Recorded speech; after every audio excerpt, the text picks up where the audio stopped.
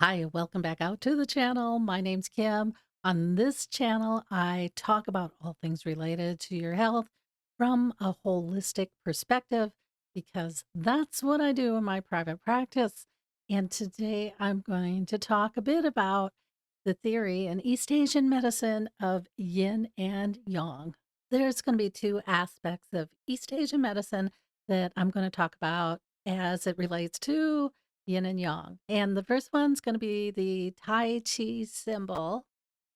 And then the second is going to be the trilogy. When I went to school for East Asian medicine, they had this chapter on yin and yang. It was a whole 2 pages.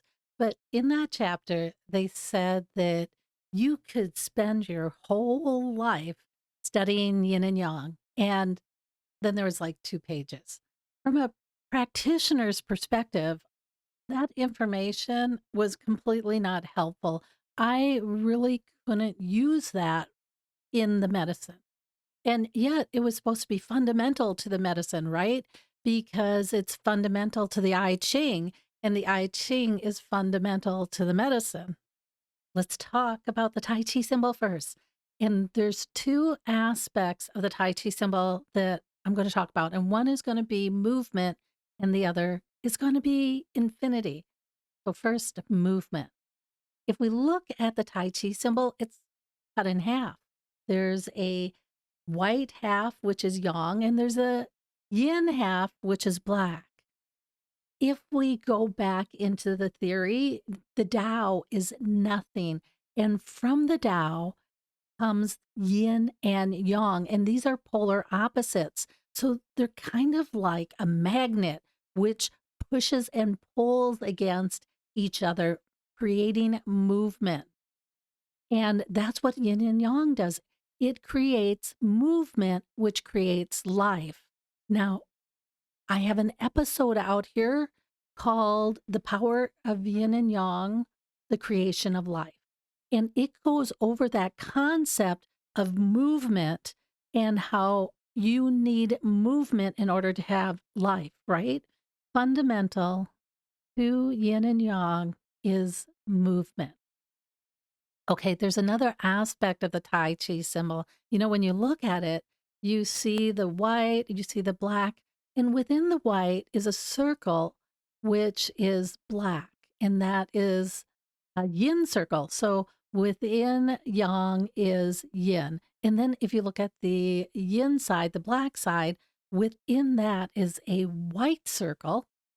So that's yang. So within yin is yang. Yet, if we were able to zoom down onto that circle, those circles would be another Tai Chi symbol. And so, if we looked at that Tai Chi symbol, we would see those two circles again. And if we zoom down into that, there would be more Tai Chi symbols. So, it's this concept of infinity that you can break things down into yin and yang, into an infinity. You know what it reminds me of? It reminds me of the Hall of Mirrors. If you're standing in the Hall of Mirrors, you can see one mirror after another, after another, after another. It's like the mirrors go on until infinity. That is the second concept which the Tai Chi symbol shows us is that yin and yang can be divided into infinity. And what does that mean? Well, guys are considered more yang than yin, but they're not 100% yang, right? Because within them, they have yin organs and they have yang organs. And in Chinese medicine, you have the 6 yin organs, the heart, the pericardium, the spleen, the kidneys, the liver, and the lungs. That those are all yin organs. So within this more yang aspect is yin aspects. Now, if you look at each of the organs has a yin and yang aspect of it also. So it just keeps on dividing and dividing and dividing. That's the second concept of yin and yang is it divides into infinity. We talked about the Tai Chi. Let's talk about the trilogy in East Asian medical theory and East Asian thought. The trilogy is the heaven, earth, human symbolism, the three different levels. And heaven is yang, earth is yin, the push and pull between that. So Tao creates heaven, it creates earth.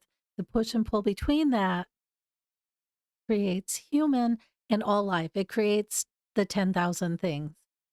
There's an episode out here that you might like that gives you more information on this part of the theory. It's called the Tao of Herbs, and you can watch that if you like. There's also episodes on the acupuncture clock, which goes into another aspect of these trilogies.